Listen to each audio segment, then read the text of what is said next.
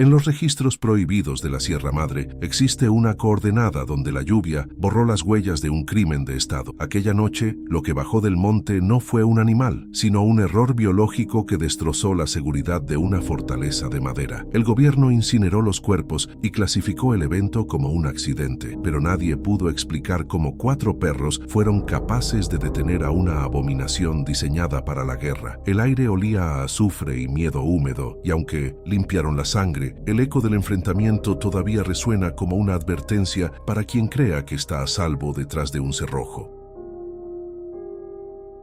Don Lázaro Beltrán se mueve por la vieja cabaña con la pesadez de quien carga el peso de las montañas sobre los hombros. A sus 68 años, la Sierra Madre Occidental no es solo un paisaje, sino una cicatriz geográfica que divide el mundo de los vivos del territorio de las sombras. El rancho, una fortaleza de piedra y madera enclavada en el espinazo del diablo, parece respirar al mismo ritmo lento y doloroso que su único habitante humano. La luz de la tarde agoniza sobre los pinos, proyectando sombras largas que se estiran como dedos negros intentando tocar la puerta principal. No hay romanticismo en su soledad. Es un exilio autoimpuesto, una vigilia perpetua marcada por el olor a café quemado y el crujir de la madera vieja que se queja ante el viento helado que desciende de las cumbres. Antes de continuar, suscríbete y cuéntanos desde qué parte de México o del mundo estás viendo esto. El silencio en esta franja de tierra, donde Durango se difumina en Sinaloa, posee una textura densa, casi sólida, que presiona los tímpanos hasta doler. Lázaro recorre el perímetro de la propiedad con un hábito militar que nunca vistió uniforme, revisando los cerrojos y las ventanas con una meticulosidad obsesiva. Antaño, este ritual era acompañado por el jadeo rítmico y pesado de sus mastines, bestias de 80 kilos diseñadas por la naturaleza y la crianza para triturar huesos. Ahora, el único sonido que acompaña sus pasos es el roce de sus botas desgastadas contra la tierra seca y el eco de una ausencia que pesa más que cualquier presencia física. La memoria de aquellos animales, guardianes leales de una frontera invisible, inunda el espacio vacío, recordándole que la seguridad es una ilusión frágil que se rompe con el primer aullido del viento nocturno. Desde el porche, la vista se hunde en abismos de vegetación impenetrable donde la ley de los hombres se disuelve en la ley de la selva y la roca. El monte aquí no es un refugio, es una entidad que observa con miles de ojos ocultos entre la maleza y las grietas de los peñascos. Lázaro enciende un cigarrillo con manos temblorosas, no por el frío, sino por una vibración nerviosa que reside en sus huesos desde hace una década. Observa la línea de árboles como si esperara ver movimiento, una costumbre arraigada en la supervivencia básica de quien habita en tierra de nadie. Las nubes de tormenta se agrupan en el horizonte, masas de plomo y carbón que prometen una noche eléctrica, borrando la poca luz que queda y envolviendo el rancho en una penumbra prematura y asfixiante. El interior de la casa es un museo de una vida dedicada a la crianza selectiva y a la brutalidad necesaria del campo. Fotografías en sepia y blanco y negro adornan las paredes, mostrando generaciones de mastines españoles y napolitanos, con sus cabezas masivas y pliegues de piel que servían de armadura contra los colmillos de los depredadores. Lázaro pasa la mano por el cuero de un viejo sillón, sintiendo la textura que le recuerda al pelaje áspero de sombra o roca, nombres que ahora son solo fantasmas en su memoria. Cada rincón de la vivienda ha sido reforzado a lo largo de los años. Las puertas no son simples accesos, son barreras de roble macizo con trancas de hierro forjado, instaladas no para evitar robos, sino para resistir embates de fuerzas que superan la capacidad humana de comprensión y contención. El aire comienza a cargarse de electricidad estática, erizando el vello de los brazos y trayendo consigo el olor metálico del ozono mezclado con la resina de los pinos. Es un aroma que precede a la violencia climática, un aviso químico de que el cielo está a punto de descargar su furia sobre la sierra. Lázaro cierra las contraventanas, asegurando los ganchos con movimientos secos y precisos, aislando su refugio del caos exterior que se avecina. El viento empieza a silbar a través de las rendijas, un sonido agudo y lúgubre que imita lamentos lejanos, jugando con la psique de un hombre que ha escuchado demasiados gritos reales en su vida. La atmósfera se espesa dentro de la cabaña, convirtiendo el aire en algo difícil de respirar, como si el oxígeno estuviera siendo succionado por la tormenta inminente. La soledad de Lázaro no es circunstancial, es una penitencia autoimpuesta, un castigo silencioso por haber sobrevivido cuando otros, más nobles y leales, perecieron. Se sienta frente a una mesa de madera tosca, con una taza de café que ya no humea, perdiendo la mirada en las vetas oscuras del mueble. En su mente, el tiempo no es lineal. El pasado se superpone al presente, trayendo ecos de ladridos profundos y el sonido de cuerpos chocando contra la carne. Él sabe que su existencia actual es una anomalía, un error en la contabilidad de la muerte que debió haberse saldado hace 10 años. La culpa es un compañero constante, un inquilino frío que se sienta a su lado en la mesa y duerme a los pies de su cama, recordándole que cada amanecer es un regalo inmerecido. Aquellos perros no eran mascotas, eran herramientas biológicas de guerra, perfeccionados para proteger el ganado de pumas y osos, pero sobre todo para salvaguardar el perímetro de lo desconocido. Lázaro recuerda la densidad muscular de Duque y la ferocidad silenciosa de Varón, animales que no conocían el miedo y cuya lealtad estaba escrita en su código genético. Sin ellos, el rancho se siente desnudo, desprotegido, como un cuerpo sin piel, expuesto a los elementos y a las infecciones. La ausencia de sus pisadas, pesadas sobre la duela, crea un vacío auditivo que la mente de Lázaro intenta llenar con paranoias y recuerdos distorsionados. Él sabe, con la certeza de los viejos rancheros, que la barrera que esos canes formaban entre la civilización y el monte salvaje ha desaparecido por completo, dejando el camino libre para lo que habita en la oscuridad. Las primeras gotas de lluvia golpean el techo de lámina como balas de calibre pequeño, un tamborileo incesante que borra cualquier otro sonido del exterior. El agua cae con la fuerza de un diluvio bíblico, convirtiendo los caminos de tierra en lodazales intransitables y cortando cualquier posibilidad de escape o ayuda. Lázaro sabe que está incomunicado. Las líneas de teléfono cayeron hace años y la radio es solo estática blanca y ruidos guturales. La sensación de encierro se vuelve física, una presión en el pecho que dificulta la respiración y acelera el pulso sin razón aparente. El mundo se ha reducido a estas 4 paredes y al círculo de luz amarillenta que proyecta la lámpara de petróleo sobre la mesa, mientras afuera la oscuridad reclama su territorio con una voracidad que parece casi personal. Esta noche se siente peligrosamente similar a aquella otra noche, la que marcó el fin de su vida anterior y el comienzo de este purgatorio. La presión barométrica, el olor a tierra mojada y la oscuridad absoluta son casi idénticos, actuando como un detonante involuntario para los nervios destrozados de Lázaro. Él intenta mantenerse anclado en la realidad, repasando mentalmente el inventario de sus provisiones o el estado de la cerca, pero su subconsciente lo traiciona, arrastrándolo hacia el abismo de la memoria. Sus manos buscan instintivamente la vieja escopeta recargada bajo la mesa, un gesto reflejo que no nace de una amenaza visible, sino de la certeza visceral de que la historia tiene la mala costumbre de repetirse. El miedo no es una emoción explosiva aquí, es un veneno lento que paraliza y corroe. De repente, el ritmo monótono de la lluvia parece cambiar, o tal vez es la percepción de Lázaro la que se agudiza hasta lo doloroso. Los sonidos habituales de la casa, el asentamiento de los cimientos y el crujir de las vigas cesan abruptamente, dejando un silencio artificial que flota por debajo del estruendo del agua. Es el tipo de quietud que precede a la catástrofe, el instante en que la naturaleza contiene la respiración antes de gritar. Lázaro levanta la vista hacia la puerta principal, sus ojos clavados en la madera robusta, sintiendo un escalofrío que recorre su columna vertebral como una descarga eléctrica. No hay nada allí, solo madera y sombras, pero su instinto, afilado por años de supervivencia y trauma, le grita que la soledad del rancho es ahora una mentira. Algo ha cambiado en la ecuación de la noche. El sonido de la lluvia persiste, pero debajo de ese manto acuático, algo fundamental se quiebra en la estructura de la noche. Los grillos, esos eternos centinelas de la oscuridad mexicana, callan al unísono como si una mano gigante hubiera cerrado la garganta del monte. No es un desvanecimiento gradual, sino una amputación súbita del sonido biológico que deja al mundo en un vacío aterrador. Este silencio auditivo actúa como un gatillo inmediato que destroza la frágil paz de don Lázaro, transportándolo violentamente a una coordenada en el tiempo que ha intentado borrar con alcohol y aislamiento. Su cuerpo reacciona antes que su mente. Los vellos de los brazos se erizan, respondiendo a una alarma alarma ancestral codificada en el ADN humano. El presente se difumina, las paredes de la cabaña actual se disuelven y de repente está atrapado de nuevo en aquella noche maldita, escuchando la nada absoluta. En esa memoria viva, el silencio exterior se veía amplificado por la conducta aberrante de la manada. Sombra, Roca, Duque y Barón no eran perros comunes, eran máquinas de guerra envueltas en piel suelta y músculo, mastines capaces de partir el espinazo de un puma con una sola sacudida. Sin embargo, aquella noche, la jerarquía de la cadena alimenticia se había invertido drásticamente. En lugar de ladrar hacia la oscuridad o correr hacia la cerca perimetral para desafiar al intruso, habían reculado hacia el porche. Se agolpaban contra la puerta principal, con sus cuerpos masivos temblando con una vibración que no era frío, sino un reconocimiento primitivo de un depredador superior. El pelaje de sus lomos estaba erizado como cepillos de alambre, y de sus gargantas emergía un gruñido gutural, bajo y continuo, una advertencia que no prometía ataque sino una defensa desesperada. Lázaro recuerda la confusión inicial, ese breve instante donde la lógica humana intenta racionalizar lo inexplicable. Pensó en un oso bajando de la sierra, quizás un gato montés grande y enfermo, pero la reacción de los perros descartaba cualquier amenaza natural conocida. Ellos olían algo que la nariz humana no podía captar, una feromona de muerte que saturaba el aire húmedo. Se movían inquietos, empujándose unos a otros, negándose rotundamente a bajar los escalones del porche hacia el patio. Sus ojos, normalmente llenos de una calma estoica, estaban desorbitados, mostrando la esclerótica blanca en un gesto de pánico puro. Fue entonces cuando Lázaro sintió por primera vez el peso de la soledad real. Sus guardianes, sus hijos de cuatro patas, no estaban allí para protegerlo, sino que buscaban protección en él, una inversión de roles que helaba la sangre. De repente, la cabaña se sumergió en una negrura total, mucho más densa que la noche sin luna. No fue un parpadeo de la red eléctrica inestable de la zona rural, ni el resultado de un rayo cercano. Fue un corte seco, definitivo, acompañado por el sonido metálico de algo siendo arrancado de cuajo en el exterior. La oscuridad cayó sobre ellos como una sentencia, eliminando la seguridad visual y dejando a Lázaro ciego en su propia casa. El corazón le martillaba contra las costillas, un tambor frenético que resonaba en sus oídos. Tanteó en la penumbra buscando la linterna de mano que siempre dejaba sobre la alacena, sus dedos torpes por la adrenalina, mientras los perros intensificaban sus gruñidos, orientando sus hocicos hacia la pared donde se encontraba la caja de fusibles, al otro lado del muro de piedra. Con la linterna encendida, el haz de luz tembloroso cortó el polvo suspendido en el aire, revelando las sombras alargadas de los muebles que parecían cobrar vida. Lázaro se acercó a la ventana de la cocina, la única que daba directamente hacia el medidor de luz, y apartó la cortina con un cuidado extremo. Lo que vio no fue producto del viento ni de la tormenta. Los cables no estaban caídos. La caja de metal completa había sido arrancada de la mampostería, dejando un agujero irregular en el ladrillo y los cables expuestos chisporroteando débilmente bajo la lluvia. No había herramientas en el suelo, ni marcas de vehículos. Alguien o algo con una fuerza física descomunal y manos capaces de agarrar. Había eliminado deliberadamente la fuente de luz para cazar con ventaja en la oscuridad. El terror se transformó en una náusea fría cuando el olor penetró por las rendijas de la ventilación. No era el olor limpio de la lluvia, ni siquiera el hedor animal de un zorrillo o un cadáver en descomposición. Era un aroma complejo, una mezcla repugnante de almizcle rancio, sangre cobriza y algo dulzón, como carne dejada al sol demasiado tiempo. Era el olor de una madriguera antigua y sucia, pero con una potencia que provocaba arcadas. Los perros, al percibirlo, retrocedieron aún más, metiéndose casi debajo de la mesa de la cocina, con excepción de Barón, que se mantuvo firme frente al pasillo, enseñando los dientes en una mueca silenciosa. El hedor confirmaba que la amenaza no era espectral, era biológica, física, y estaba parada justo afuera, respirando el mismo aire que ellos. Entonces comenzó el sonido que perseguiría a Lázaro hasta la tumba. No fueron golpes furiosos, ni embestidas ciegas contra los muros. Fue el clic suave, casi delicado, del picaporte de la puerta principal siendo probado. El metal giró lentamente, primero hacia un lado, luego hacia el otro, con una curiosidad mecánica que denotaba inteligencia. Aquello que estaba afuera entendía el concepto de una puerta. Sabía que era un mecanismo de acceso y no simplemente una barrera sólida. La comprensión de este hecho golpeó a Lázaro con más fuerza que un puñetazo. No se enfrentaba a un animal salvaje, movido por el instinto de hambre. Se enfrentaba a algo que pensaba, que deducía y que estaba probando sistemáticamente las las defensas de su hogar con la paciencia de un verdugo. Lázaro corrió hacia su habitación para buscar la escopeta, una vieja Remington calibre 12 que había pertenecido a su padre. Sus manos sudaban tanto que el metal pavonado se sentía resbaladizo, difícil de sostener con firmeza. Cargó los cartuchos con movimientos mecánicos, rezando en silencio para que la humedad no hubiera afectado la pólvora. El sonido de la recámara al cerrarse resonó con una finalidad mortal en la casa silenciosa. Al volver al pasillo, vio que la manija de la puerta seguía moviéndose, ahora con más insistencia, sacudiéndose violentamente, mientras la criatura al otro lado se frustraba por el cerrojo. La madera de roble crujía bajo la presión, protestando ante la fuerza que se aplicaba desde el exterior, una fuerza que no parecía tener límites naturales. La duda corrosiva empezó a filtrarse en su mente, y si no era suficiente, la escopeta se sentía ridículamente pequeña, un juguete inútil contra la magnitud de lo que sugería aquella fuerza bruta. Lázaro se parapetó detrás de la isla de la cocina, apuntando el cañón hacia la entrada, con el dedo índice temblando sobre el gatillo. Los perros habían salido de su estupor inicial y ahora formaban una barrera viva entre él y la puerta. Sombra y Roca flanqueaban la entrada, con los músculos tensos como cuerdas de violín a punto de romperse. Ya no gruñían, estaban en modo de combate total, en ese silencio operativo que precede a la violencia extrema. Sabían, quizás mejor que su amo, que esa noche no habría retirada posible y que el pacto de lealtad se pagaría con sangre. El sonido cambió de manipulación a agresión directa. Un golpe seco y atronador sacudió la puerta, haciendo vibrar los cuadros en las paredes y soltando polvo del techo. No era un golpe de hombro. Sonaba como un impacto concentrado, quizás una patada o un puñetazo dado, con una extremidad de hueso denso. La madera sólida se combó hacia adentro por una fracción de segundo antes de recuperar su forma. Lázaro contuvo el aliento, con los ojos fijos en las bisagras que gemían bajo el estrés. La criatura estaba probando la integridad estructural, buscando el punto débil. Otro golpe, esta vez más alto, cerca del marco superior, hizo saltar astillas de pintura y yeso. La violencia era calculada, metódica, buscando desmantelar la entrada pieza por pieza. Fue en ese momento cuando Lázaro escuchó la respiración al otro lado. En las pausas entre los golpes se podía oír un jadeo húmedo y profundo, similar al sonido de un fuelle roto succionando aire. Era una respiración laboriosa, cargada de flemas y excitación, demasiado ruidosa para ser humana, pero demasiado controlada para ser animal. Ese sonido íntimo, separado de él solo por unos centímetros de madera, eliminó cualquier esperanza de que fuera una alucinación. La criatura estaba allí, pegada a la puerta, escuchando sus movimientos, saboreando su miedo. Lázaro sintió una conexión grotesca con el atacante. Ambos sabían que solo uno quedaría en pie al amanecer. La realidad se contrajo hasta ese rectángulo de madera que los separaba. El miedo se mezclaba con una culpa preventiva. Lázaro miró a Varón, el macho alfa, y vio en sus ojos una aceptación terrible. El perro no miraba a su dueño, miraba fijamente la parte inferior de la puerta, calculando la distancia para el ataque. Lázaro sabía que los había condenado al quedarse, al no haber huido al pueblo con las primeras luces del atardecer cuando los perros empezaron a actuar extraño. Su orgullo de ranchero, su negativa a dejar su tierra por cuentos de viejas, ahora era la sentencia de muerte para sus únicos compañeros. La carga emocional era tan pesada como la escopeta en sus brazos, un lastre de responsabilidad que le quemaba el pecho. No había honor en esta batalla, solo la brutalidad de la supervivencia a cualquier costo. De pronto, el ataque cesó. El silencio volvió a caer sobre la casa, pesado y engañoso. Lázaro no bajó el arma. Sabía que era una táctica. La criatura estaba reevaluando, buscando otro ángulo o simplemente jugando con su presa. Los minutos se estiraron, convirtiéndose en horas subjetivas dentro de su mente torturada. ¿Se había ido? ¿Había encontrado una presa más fácil en el monte? La esperanza es peligrosa en situaciones así. Es un veneno que te hace bajar la guardia. Justo cuando sus músculos empezaban a relajarse involuntariamente por el agotamiento de la tensión, un sonido de rasgado agudo, como clavo sobre pizarra, recorrió la madera desde arriba hacia abajo, lento y deliberado, marcando el territorio. Entonces, la puerta explotó. No se abrió. Estalló hacia adentro con una violencia que desafiaba la física. Las trancas de hierro se doblaron como alambre recocido y el marco de la pared se desgajó, lanzando una lluvia de astillas y y mampostería por todo el pasillo. El estruendo fue ensordecedor, superando al trueno más fuerte de la tormenta. Lázaro fue empujado hacia atrás por la onda de presión, cayendo al suelo de la cocina, mientras la escopeta se disparaba accidentalmente hacia el techo, abriendo un boquete inútil en el yeso. El olor a pólvora quemada se mezcló instantáneamente con el hedor a bestia que invadió la casa como una marea física, llenando cada rincón con su presencia tóxica. En el umbral destrozado, recortada contra la pálida luz de los relámpagos que caían, afuera se alzaba una silueta que la mente de Lázaro se negaba a procesar. Era enorme, ocupando casi todo el marco de la entrada, una masa de pelo enmarañado y extremidades desproporcionadas. No estaba en cuatro patas, se erguía sobre dos piernas traseras que parecían de cánido, pero con un torso ancho y humanoide que se curvaba hacia adelante. Los brazos eran largos, terminados en manos que eran una burla grotesca de la anatomía humana, con garras curvas que goteaban lluvia y suciedad. No había ojos brillantes ni aullidos de película, solo una masa oscura que respiraba con dificultad y emanaba una maldad pura y concentrada. Los mastines no esperaron. Antes de que Lázaro pudiera recuperar el aliento o recargar el arma, la manada se lanzó al ataque como un solo organismo. Sombra y Roca impactaron contra el pecho de la criatura con la fuerza de un camión, empujándola levemente hacia atrás, mientras Duque y Barón iban directo a las extremidades inferiores, buscando los tendones con sus mandíbulas trituradoras. El pasillo se convirtió en un vórtice de furia, chillidos y el sonido húmedo de la carne siendo desgarrada. Lázaro, desde el suelo, fue testigo de cómo el horror folclórico chocaba contra la biología evolutiva de sus perros, en una danza de muerte que manchaba las paredes de sangre oscura y sellaba el destino de todos los presentes en esa casa maldita. El chasquido húmedo del cartílago al romperse en el pasillo actúa como un ancla hipnótica, arrastrando a don Lázaro violentamente hacia atrás, lejos de la sierra de Durango y directo a las selvas sofocantes de Chiapas a principios de los 80. El sonido es idéntico al que escuchó aquella madrugada durante la operación Cazador Silencioso, una misión que no figura en ningún archivo desclasificado de la Secretaría de la Defensa. En aquel entonces, Lázaro era un joven sargento asignado a una unidad de contención, un grupo de hombres sin nombre encargados de limpiar los desastres que el gobierno prefería enterrar. La memoria lo asalta con la claridad de una pesadilla febril, el vapor subiendo del suelo selvático, el zumbido de los insectos y el olor repentino a cobre y vísceras que saturaba el aire, anunciando que la patrulla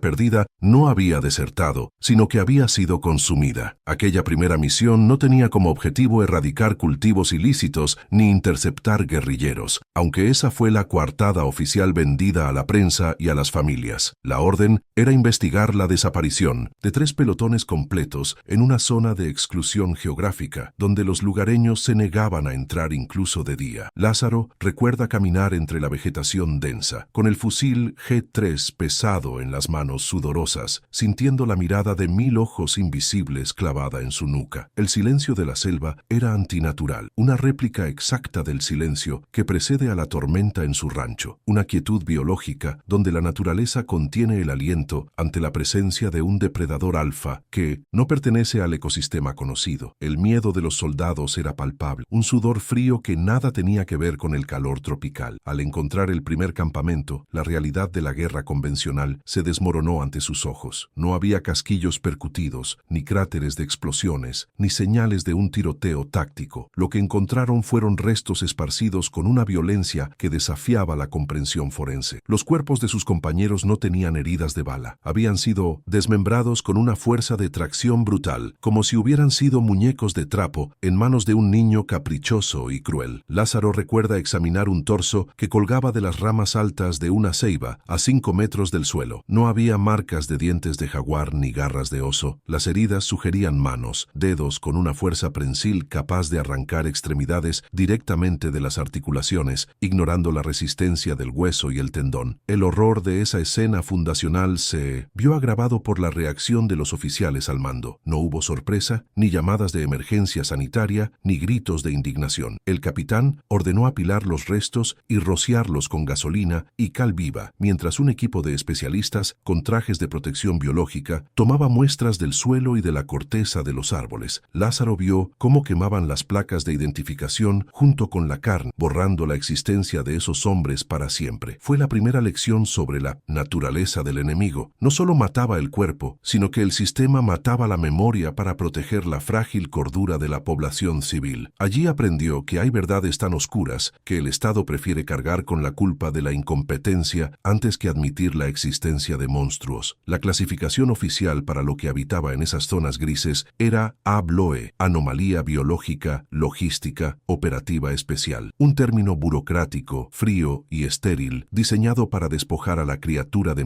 su mítica naturaleza demoníaca y reducirla a un problema táctico. Sin embargo, los soldados que patrullaban los perímetros sabían que ninguna sigla podía contener el terror de ver una sombra bípeda moviéndose a velocidades imposibles entre los árboles. Lázaro recuerda las noches de guardia, escuchando los aullidos que comenzaban como lamentos humanos y terminaban en rugidos guturales, sonidos que hacían vibrar el esternón y provocaban que los perros de rastreo se orinaran de miedo. Esos mismos aullidos resonaban ahora en su memoria, superpuestos a los gruñidos de la batalla que se libraba a escasos metros de su cocina. En el presente, un chillido agudo rompe la ensoñación. Sombra, la hembra más ágil de la manada, ha sido lanzada contra la pared del pasillo con un golpe seco. Lázaro ve su cuerpo deslizarse por el yeso, dejando un rastro de sangre brillante, con la caja torácica hundida de una forma que le recuerda nauseabundamente a los soldados de Chiapas. La criatura no está luchando por instinto de supervivencia, está limpiando el terreno con una eficiencia militar. La visión de su perra agonizante enciende una furia fría en el pecho del viejo, pero también confirma su peor temor. La bestia que ha entrado en su casa pertenece a esa misma estirpe maldita que creía extinta o confinada en las fosas más profundas del infierno burocrático. La anatomía de la criatura, iluminada por los relámpagos intermitentes, es un mapa de horrores biológicos que Lázaro ha estudiado en secreto durante décadas. No es un hombre lobo de leyenda europea, es una aberración evolutiva, un callejón sin salida de la genética. Mientras Duque intenta cerrar sus mandíbulas en el antebrazo de la bestia, Lázaro nota la piel, gruesa, callosa, cubierta de parches de pelo sarnoso y cicatrices antiguas que parecen tribales. No sangra con facilidad. La epidermis parece diseñada para resistir espinas, garras y quizás calibres menores. Lo más perturbador son las manos, largas, con pulgares oponibles y uñas negras y curvas como hoces, herramientas perfectas para la manipulación y la disección, una burla a la destreza manual humana. El recuerdo de la misión de captura de 1985 golpea a Lázaro mientras recarga la escopeta con manos que apenas responden. El alto mando, en su arrogancia infinita, decidió que necesitaban un espécimen vivo para estudios de viabilidad armamentística. Lázaro formaba parte del anillo de seguridad exterior, un círculo de sacrificio destinado a contener lo que sea que cayera en la trampa. Utilizaron cebo vivo, cerdos, cabras y, según los rumores oscuros, prisioneros no registrados en un valle cerrado de la sierra. La trampa era una jaula de acero reforzado, camuflada y equipada con tranquilizantes de grado veterinario para elefantes. La soberbia de creer que podían domar a la naturaleza primordial fue su sentencia de muerte, un error de cálculo pagado con sangre joven. Aquella noche de la captura, la criatura no entró en la jaula. La bestia entendió el mecanismo, olió el metal y el engaño, y en lugar de ir por el cebo, fue por los cazadores. Lázaro recuerda el caos absoluto cuando las luces se cortaron y los gritos comenzaron a brotar desde la oscuridad, rodeándolos. No atacaba al azar, eliminaba primero a los operadores de radio, luego a los artilleros de las ametralladoras pesadas. Era una guerra de guerrillas ejecutada por un solo ente. Los destellos de los disparos eran estroboscopios de terror, iluminando fragmentos de una pesadilla. Una boca llena de dientes cerrados cerrándose sobre un casco, un brazo arrancado volando por el aire, la desesperación de hombres entrenados disparando a sombras que ya no estaban allí. Lázaro sobrevivió a esa masacre de la única forma posible, convirtiéndose en barro. Se enterró bajo un montículo de hojas podridas y tierra húmeda, reduciendo su respiración al mínimo, imitando a los cadáveres que lo rodeaban. Sintió el peso de la criatura pisando a centímetros de su cabeza, escuchó el sonido húmedo de la bestia olfateando el aire, buscando el calor de los vivos. El olor olor que percibió esa noche, esa mezcla de almizcle rancio y muerte antigua, quedó grabado en su bulbo olfatorio para siempre. Es el mismo hedor que ahora inunda su rancho, un perfume de trauma que ha cruzado décadas y kilómetros para encontrarlo de nuevo, cerrando un círculo de violencia que nunca debió abrirse. Después de la masacre del 85, el gobierno selló el valle con concreto y alambradas, declarándolo zona de desastre sísmico para alejar a los curiosos. A los sobrevivientes, apenas un puñado de hombres rotos, se les ofreció una pensión anticipada y una amenaza velada contra sus familias si alguna vez abrían la boca. Lázaro firmó los papeles con la mano temblorosa, aceptando el dinero manchado de sangre a cambio de su silencio. Se retiró a las montañas, no para huir, sino para vigilar. Sabía que el concreto se agrieta, que las alambradas se oxidan y que las criaturas longevas tienen una paciencia que los humanos, con sus vidas cortas y sus memorias frágiles, no pueden comprender. Su obsesión con la crianza de los mastines no fue un pasatiempo de jubilado, fue un intento desesperado de replicar su unidad perdida. Buscaba lealtad absoluta, fuerza bruta y sobre todo la capacidad de enfrentar el miedo sin paralizarse. Sombra, Roca, Duque y Barón eran sus nuevos reclutas, soldados que no hacían preguntas y que no podían ser silenciados por amenazas gubernamentales. Lázaro los entrenó no para pastorear, sino para matar. Les enseñó a atacar en grupo, a proteger los flancos, a ir por la garganta. Ahora, viendo a Roca ser aplastado bajo el pie de la criatura en su propio pasillo, Lázaro siente el peso aplastante del fracaso. Sus soldados están muriendo de nuevo, y él sigue siendo el testigo inútil. En el pasillo, la batalla se ha convertido en una carnicería unilateral. Roca yace inmóvil, con la columna partida, emitiendo gemidos burbujeantes. Duque ha logrado clavar sus dientes en el hombro de la bestia, pero la criatura apenas parece notarlo. Con un movimiento casi desganado, la aberración agarra al perro de 80 kilos por el pescuezo y lo arranca de su carne como si fuera una garrapata molesta. El sonido de la piel de Duque desgarrándose se mezcla con el aullido de dolor del animal, que es lanzado a través de la sala, estrellándose contra la vitrina de los trofeos. El vidrio roto cae como lluvia sobre el cuerpo convulsionado del perro, mientras la bestia gira su atención hacia el último obstáculo entre ella y Lázaro, Barón. Lo que más aterra a Lázaro no es la fuerza de la criatura, sino su actitud. No hay frenesí alimenticio, no hay prisa. La bestia se toma un momento para sacudirse la sangre de los perros de su pelaje, un gesto casi humano de disgusto. Sus ojos, profundos y oscuros, captan la luz de la linterna caída y devuelven un reflejo inteligente. No es un animal rabioso, es un sádico. Disfruta del dolor, se deleita en el desmantelamiento sistemático de la defensa de Lázaro. Esta maldad consciente, esta crueldad deliberada, es lo que vincula a estas criaturas con las leyendas de los nahuales, brujos que cambian de piel, aunque Lázaro sabe que la verdad es puramente biológica y mucho más aterradora. El miedo se transforma en una resignación gélida. Lázaro comprende que la escopeta en sus manos es poco más que un tubo de metal simbólico. Si las balas de alto calibre del ejército apenas la rozaron en el 85, los perdigones de caza no le harán ni cosquillas. La única razón por la que sigue vivo es porque sus perros han comprado tiempo con su carne y su sangre, pagando el precio de una guerra que no era suya. La culpa lo atraviesa más dolorosamente que cualquier garra. Ha sacrificado a sus únicos amigos para ganar unos minutos más de una vida que ya no tiene sentido. La deuda de sangre ha crecido y el acreedor está parado en su sala de estar. Barón, el último en pie, no retrocede. A pesar de ver a sus hermanos caídos, el perro se planta firme, bajando el centro de gravedad. Un gruñido profundo emanando de su pecho como un motor diésel. Es la encarnación del deber, la pureza del instinto protector frente a la corrupción de la naturaleza. La criatura avanza, sus garras haciendo clic en la madera del piso, ignorando la escopeta de Lázaro y centrando su odio en el perro. Hay un reconocimiento mutuo entre los dos depredadores alfa, un entendimiento de que solo uno saldrá de ese pasillo. Lázaro levanta el arma, apuntando no al cuerpo blindado,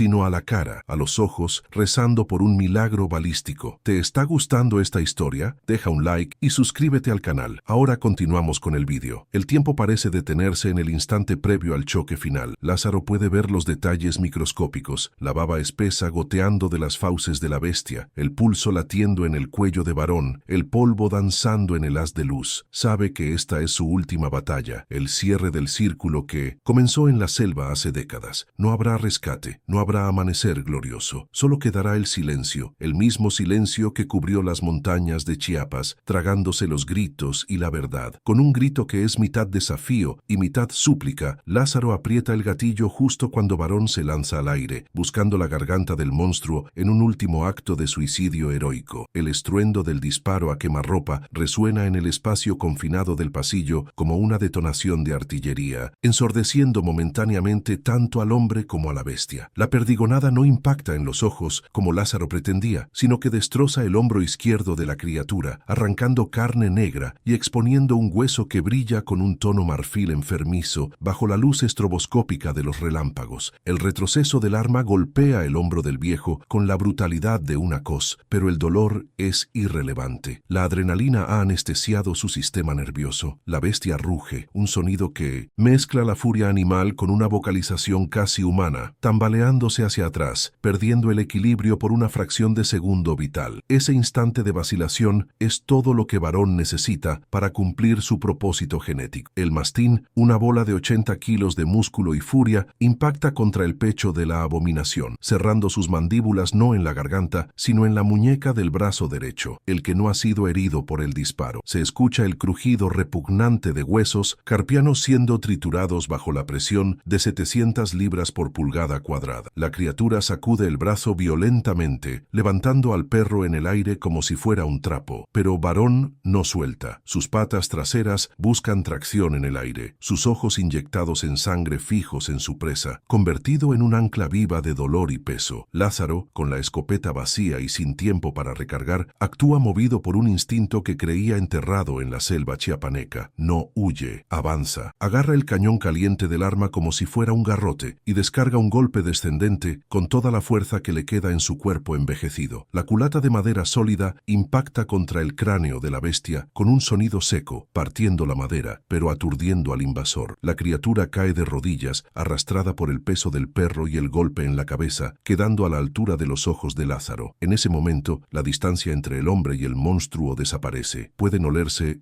el aliento mutuamente, una mezcla de cobre, pólvora y putrefacción. La batalla desciende a una violencia primitiva, carente de cualquier elegancia táctica. La bestia, incluso herida y mordida, posee una fuerza terrorífica. Con su mano izquierda mutilada por el disparo, lanza un zarpazo ciego que alcanza el costado de Lázaro, rasgando la camisa de franela y abriendo 3 surcos profundos en sus costillas. El dolor es agudo y caliente, pero Lázaro lo ignora, gritando un alarido de guerra que se pierde en el estruendo de la tormenta. Sabe que si se detiene, muere. Busca en su cinturón el cuchillo de monte, una hoja de acero al carbono de 20 centímetros, su última línea de defensa contra la oscuridad. Varón sigue aferrado, gruñendo a través de los dientes apretados, mientras la bestia intenta desesperadamente arrancárselo de encima, clavando sus garras en el lomo del perro. La piel del mastín se desgarra, la sangre brota a borbotones, pero el animal no cede. Ha entrado en el estado de presa, un mecanismo biológico donde el dolor se desconecta y solo existe la orden de no soltar. Lázaro ve la vida escapándose de su compañero. Ve cómo la luz en los ojos del perro comienza a parpadear y esa visión le da la fuerza final para hundir el cuchillo. No apunta al pecho. Protegido por costillas densas y pelaje grueso, Lázaro clava la hoja en el lateral del cuello de la criatura, buscando la arteria carótida, girando el mango con ambas manos para maximizar el daño. Un chorro de sangre negra y viscosa, caliente como aceite de motor, rocía su rostro, cegándolo momentáneamente. La bestia se convulsiona, sus extremidades se agitan espasmódicamente, golpeando las paredes y el suelo, derribando muebles y cuadros en su agonía final. Es una muerte lenta, ruidosa y sucia, una resistencia biológica antinatural que se niega a apagarse. Finalmente, el movimiento cesa. La criatura se desploma pesadamente sobre el piso de madera, emitiendo un último suspiro gorgoteante que suena obscenamente humano. El silencio regresa al rancho, pero ahora es un silencio denso, cargado con el peso de la muerte. Lázaro cae sentado, respirando con dificultad, con el cuchillo todavía clavado en el cuello del monstruo. A su lado, Varón abre la boca lentamente, soltando la muñeca destrozada de la bestia, y deja caer la cabeza sobre las patas delanteras. Lázaro acaricia la cabeza masiva de su amigo, sintiendo cómo el último latido del corazón del perro se detiene bajo su mano ensangrentada. La soledad que sigue es absoluta y devastadora. Lázaro se queda allí, en la penumbra sombra del pasillo destrozado, rodeado por los cadáveres de su manada y el cuerpo de la pesadilla. El dolor de sus heridas empieza a palpitar, recordándole que sigue vivo, aunque una parte de él desearía haber muerto con sus perros. Se levanta con dificultad, sus rodillas crujiendo, y busca la linterna que ha rodado hasta un rincón. Necesita ver, necesita confirmar que lo que acaba de matar no es una alucinación, producto del aislamiento, sino una entidad física, tangible y real. El haz de luz recorre el cuerpo de la bestia, revelando detalles que la oscuridad y el caos del combate habían ocultado. No es un lobo. Las piernas traseras tienen la morfología digitígrada de un cánido. Sí, pero los pies son demasiado largos, casi como pies humanos deformados y alargados quirúrgicamente. El torso es lampiño en algunas zonas, mostrando una piel grisácea y correosa, marcada por cicatrices de inyecciones antiguas y lo que parecen ser marcas de cauterización, códigos de barras o números quemados en la carne que el tiempo ha deformado pero no borrado. Lázaro se inclina hacia la cara de la criatura, apartando el pelo manchado de sangre y cerebro. Lo que ve le hiela la sangre más que el ataque mismo. La estructura facial conserva rasgos vestigiales humanos. Una frente, pómulos, incluso la forma de las orejas, aunque puntiagudas, tienen el cartílago de un hombre. Los ojos, ahora vidriosos y fijos en la nada, tienen iris de un color avellana común. Es una quimera, un rompecabezas genético ensamblado en algún laboratorio olvidado y soltado en la sierra para probar su letalidad. Lázaro comprende que no ha matado a un monstruo de leyenda, sino a una víctima convertida en verdugo, un producto del mismo sistema al que sirvió. El amanecer llega lento y gris, filtrándose por la puerta destrozada como una acusación. La lluvia ha cesado, dejando un olor a tierra mojada que no logra cubrir el hedor de la carnicería en la sala. Lázaro sabe lo que viene a continuación. No llama a la policía rural, sabe que no serviría de nada. Se sienta en el porche con la escopeta rota sobre las piernas, esperando. No tiene que esperar mucho. El sonido distintivo de rotores cortando el aire frío de la mañana rompe la paz de la sierra. No son helicópteros de rescate, son transportes militares, pintados de negro mate, volando bajo, rozando las copas de los pinos. Aterrizan en el claro frente al rancho, levantando una nube de polvo y hojas secas. Hombres armados descienden con una eficiencia mecánica, vestidos no con uniformes de camuflaje estándar, sino con trajes tácticos grises y máscaras de gas, a pesar de que el aire es respirable. No apuntan a Lázaro, lo ignoran, como si fuera parte del mobiliario. Su atención está centrada en la casa. Un oficial sin insignias se acerca al porche mientras un equipo de limpieza entra en la vivienda con bolsas negras de tamaño industrial y contenedores sellados. Lázaro no se mueve. Observa con ojos vacíos cómo sacan los cuerpos de sus perros. Sombra, Roca, Duque y Varón son arrastrados sin ceremonia y arrojados dentro de los contenedores como desechos biológicos peligrosos. Siente una punzada de ira, pero su cuerpo está demasiado roto para reaccionar. Luego sacan a la criatura. Lo hacen con más cuidado, casi con reverencia científica. La envuelven en una lona térmica plateada y la aseguran en una camilla especial. Alguien toma fotografías, mide las garras, toma muestras de sangre en el sitio. Es una escena del crimen donde el criminal es el propio Estado. El oficial se para frente a Lázaro, bloqueando su visión de la operación. Se quita la máscara, revelando un rostro joven, limpio, indiferente. No hay amenazas explícitas, no hay pistolas en la sien. Solo le entrega un documento y un bolígrafo. Fuga de gas, dice el oficial con una voz monótona. Una explosión desafortunada. Sus perros atacaron a unos coyotes rabiosos y murieron en la pelea. Usted tuvo suerte de estar fuera. Eso es lo que pasó. La mentira es tan absurda que resulta insultante, pero la implicación es clara. Firma o desapareces con ellos. Lázaro mira el papel, luego mira hacia la casa donde vivió los últimos 10 años. Ve a los soldados rociando un líquido químico en el pasillo y la sala, un acelerante que borrará la sangre, el ADN y la memoria. Sabe que no puede ganar esta guerra. Ya perdió lo único que le importaba. Con mano temblorosa, firma el papel, vendiendo su verdad por segunda vez en su vida a cambio de una supervivencia vacía. El oficial asiente, guarda el documento y da la orden de retirada. Antes de subir al helicóptero, el oficial se gira y le lanza una última mirada a Lázaro. No se quede aquí, viejo. El monte tiene memoria y a veces veces, lo que enterramos vuelve a brotar. Es una advertencia cínica, una confirmación de que esto no ha terminado, de que la criatura no era única. Los helicópteros se elevan, llevándose la evidencia, los cuerpos y el ruido, dejando a Lázaro solo en un rancho que ahora se siente como un cementerio profanado. Lázaro recoge lo poco que le queda. No entra a la casa para limpiar. No hay nada que limpiar. El fuego químico se encargará de purificar el lugar. Sube a su vieja camioneta, con el dolor de las costillas cortándole la respiración y el alma vacía. Mientras conduce por el camino de terracería, alejándose del espinazo del diablo, mira por el retrovisor. No ve su hogar, ve una tumba abierta. Decide que no volverá. La ciudad, con su ruido y su gente, será su nuevo escondite. Cree que allí estará a salvo. Pero la seguridad es una mentira que nos contamos para poder dormir. Han pasado 10 años desde esa noche. Lázaro vive ahora en un pequeño departamento en la periferia de la ciudad. Un lugar de concreto y rejas, lejos de los árboles y la oscuridad total. Ha intentado olvidar. Ha intentado convencerse de que la fuga de gas fue real. Pero el cuerpo no olvida. Las cicatrices en su costado le duelen cada vez que baja la presión atmosférica, cada vez que se acerca una tormenta. Y anoche, la tormenta volvió. No en la sierra, sino aquí, sobre la ciudad. Se fue la luz en el barrio, y en medio del silencio urbano, entre el sonido de la lluvia sobre el asfalto, Lázaro escuchó algo que detuvo su corazón. No fue una sirena, ni un grito. Fue un rasguño suave, metódico e inteligente, probando la cerradura de su puerta de metal. El sonido de unas garras buscando entrar. Lázaro sabe que no fue un ladrón. Sabe que el oficial tenía razón. El monte tiene memoria y sus raíces son largas. Se levanta de la silla donde escribe esto, con las manos temblando no por la edad, sino por la certeza. No tiene perros esta vez, no tiene escopeta, solo tiene esta historia y la necesidad urgente de dejar constancia antes de que la puerta ceda. La verdad es un virus que ellos no pudieron quemar y ahora está a punto de salir a la luz. Mira hacia la puerta de su departamento. La manija comienza a girar lentamente. El miedo ya no existe, solo una cansada aceptación. Lázaro entiende ahora que nunca salió del bosque. El bosque simplemente se expandió hasta alcanzarlo. Se sienta frente a la cámara o lo que sea que esté grabando sus últimos momentos y se prepara para dictar su sentencia final al mundo, esperando que alguien, en algún lugar, escuche antes de que sea demasiado tarde. La perilla de la puerta del departamento gira con una lentitud exasperante, un movimiento metálico y frío que contrasta brutalmente con la normalidad del edificio de departamentos en esta colonia de clase media. Don Lázaro observa el mecanismo desde su silla, notando cómo el cerrojo comercial cede milímetro a milímetro ante una presión que no utiliza llaves ni ganzúas, sino una fuerza bruta aplicada con precisión quirúrgica. No hay ladridos que lo alerten esta vez, ni cuerpos masivos de 80 kilos interponiéndose entre su carne y la amenaza. La ausencia de Sombra, Roca, Duque y Varón se siente más aguda ahora que hace 10 años. El silencio en la habitación es un vacío que grita, recordando que la única barrera real entre la civilización humana y el caos primitivo siempre fue la lealtad inquebrantable de esos animales, una barrera que ahora ha dejado de existir para siempre. Lázaro comprende con una claridad helada que la ciudad, con sus luces de neón, sus patrullas de policía y sus cámaras de vigilancia, es una jaula de cristal, no un refugio blindado. El concreto y el asfalto no detienen a lo que baja de los cerros, simplemente le enseñan a ser más sigiloso, a camuflarse entre las sombras de los callejones y el ruido del tráfico. La criatura que está al otro lado de la puerta ha aprendido a navegar el laberinto urbano, siguiendo el rastro de una presa que pensó ingenuamente que la distancia geográfica era sinónimo de seguridad. La ilusión de la vida moderna se desmorona frente a sus ojos. Las leyes, el orden y la tecnología son irrelevantes cuando la naturaleza decide cobrar una deuda de sangre pendiente, ignorando códigos postales y fronteras municipales. El viejo ganadero no busca armas improvisadas en la cocina. Sabe que los cuchillos de chef y los bates de béisbol son juguetes inútiles contra la biología de la bestia. Su batalla ha dejado de ser física para convertirse en un acto de preservación de la memoria. Con manos que ya no tiemblan por el miedo, sino por la urgencia del tiempo, Lázaro termina de escribir las últimas líneas en su cuaderno de 1950. Notas, asegurándose de que la tinta quede bien marcada en el papel. Es un testamento que no habla de herencias materiales ni de terrenos, sino de coordenadas, fechas y descripciones anatómicas que el gobierno ha intentado borrar con fuego y amenazas. Su resistencia final no será un disparo, sino la verdad dejada sobre la mesa, una semilla de duda plantada en el mundo de los vivos. La mentira oficial de la fuga de gas y los coyotes rabiosos ha funcionado durante una década porque la gente desea desesperadamente creer que los monstruos no existen. Lázaro sabe que su muerte será catalogada como un robo que salió mal o un infarto provocado por el estrés de la edad, otro número más en las estadísticas de violencia urbana. Sin embargo, él se niega a irse en silencio absoluto. Cada palabra que escribe es un acto de rebelión contra el olvido, una denuncia contra los hombres de trajes grises que recogen los cadáveres y limpian la sangre para que la sociedad pueda seguir durmiendo tranquila. La verdadera atrocidad no es la existencia de la bestia, sino la complicidad de quienes saben que está ahí afuera y deciden mirar hacia otro lado. El sonido de la madera astillándose suavemente saca a Lázaro de sus pensamientos. El marco de la puerta empieza a ceder, deformándose hacia adentro bajo el peso de algo que respira pesadamente al otro lado. El olor se filtra primero, esa mezcla inconfundible de almizcle rancio y tierra mojada que no pertenece a un pasillo de edificio con olor a limpiador de pisos. Es el perfume del trauma regresando para cerrar el círculo. Lázaro inhala profundamente, reconociendo el aroma de su propio destino. No siente pánico, solo una tristeza profunda y resignada por un mundo que ha perdido sus defensas naturales, un mundo que ha sacrificado a sus guardianes y ahora se encuentra desnudo frente a la oscuridad que siempre ha estado esperando en los márgenes. Lázaro mira sus manos, llenas de manchas de la edad y cicatrices viejas, y piensa en el legado de violencia que ha atravesado su vida, desde la selva de Chiapas hasta la sierra de Durango, y ahora en este cuarto sin ventanas, la historia siempre ha sido la misma, la humanidad invadiendo territorios que no comprende y pagando el precio con carne. Él es el último testigo de una estirpe de hombres que miraron al abismo y sobrevivieron lo suficiente para ver cómo el abismo los seguía a casa. No hay redención posible para él, pero tal vez, solo tal vez, su advertencia sirva para que alguien más, en algún lugar remoto, no abra la puerta cuando los grillos dejen de cantar y el silencio caiga sobre la noche. La atmósfera en la habitación se vuelve densa, cargada de una electricidad estática que eriza los vellos de la nuca. Lázaro sabe que la criatura está saboreando el momento, alimentándose del terror que debería estar sintiendo su víctima. Pero Lázaro ya no tiene miedo. Ha gastado todas sus reservas de terror hace años. Lo que siente es una responsabilidad pesada, la carga de ser el portador de una noticia que nadie quiere escuchar, que las fronteras son imaginarias y que no estamos en la cima de la cadena alimenticia. La seguridad es un préstamo temporal y los intereses se están cobrando ahora mismo, con cada crujido del marco de la puerta y cada respiración gutural que se escucha desde el pasillo exterior. El viejo cierra el cuaderno y coloca el bolígrafo encima con una delicadeza ceremonial. Se levanta y camina hacia la ventana, descorriendo la cortina para mirar la ciudad por última vez. Las luces de la calle parpadean indiferentes, ajenas al drama que se desarrolla en el tercer piso. Abajo, la vida continúa con su ritmo banal, con gente paseando perros que no son mastines, perros que no sabrían qué hacer si la verdadera oscuridad se presentara ante ellos. Lázaro siente lástima por esa inocencia frágil. Sabe que la criatura que entrará en su casa no se detendrá con él. Una vez que pruebe la sangre en la ciudad, el coto de casa se expandirá y no habrá suficientes fugas de gas para explicar todos los cuerpos. La puerta emite un chasquido final, el metal del cerrojo rompiéndose internamente. La barrera ha caído. Lázaro se gira para enfrentar la entrada, manteniéndose erguido a pesar del dolor en sus viejas heridas. No hay súplicas en su postura, solo la dignidad de quien acepta el final de su guardia. Visualiza por última vez a Varón, recordando la sensación de su pelaje áspero y la fuerza de su lealtad. Se aferra a esa imagen como un amuleto contra el horror que está a punto de revelarse. En su mente, él no está en un departamento. Está de vuelta en el porche de su rancho, con sus perros a los pies, esperando la tormenta con la frente en alto. La puerta se abre lentamente, empujada por una mano garra que Lázaro reconoce demasiado bien. La oscuridad del pasillo parece derramarse dentro de la habitación, tragándose la luz de la lámpara. No es necesario describir lo que entra. La memoria de Lázaro completa los detalles que sus ojos cansados ya no quieren ver. La figura es imponente, una mancha de maldad pura que llena el marco, trayendo consigo el frío de las tumbas sin nombre y los secretos militares. Lázaro sostiene la mirada de la bestia, un último acto de desafío humano frente a lo inevitable. Sabe que su voz física será silenciada en segundos, pero confía en que su voz escrita sobrevivirá para perseguir a los vivos. ¿Qué estarías dispuesto a callar para proteger al mundo? Esta pregunta flota en el aire viciado de la habitación, dirigida no a la bestia, sino a la conciencia futura de quien encuentre sus notas. Lázaro entiende que el verdadero horror no es morir, sino vivir con la carga de una verdad que puede destruir la cordura de la sociedad. Deja un corazón si crees que hay verdades que merecen ser contadas. Su mente formula estas peticiones finales como un rezo laico, esperando que su sacrificio no sea en vano. Comenta, el bosque no olvida, si también sientes que el silencio puede ser un enemigo. La conexión con el exterior es su última esperanza de trascendencia. La pantalla se va a negro justo cuando la sombra se abalanza sobre la cámara subjetiva de su mente. No hay gritos, solo el sonido seco de un cuaderno cayendo al suelo y el ruido de la lluvia que comienza a golpear contra el cristal de la ventana, lavando la ciudad, pero sin poder limpiarla nunca del todo. La historia de don Lázaro Beltrán termina aquí, en la soledad de una habitación alquilada, pero la advertencia queda suspendida en el aire digital, una profecía viral lanzada al vacío. No importa qué tan lejos corras o qué tan alto construyas tus muros, eventualmente lo que nace en la oscuridad siempre encuentra el camino para volver a casa.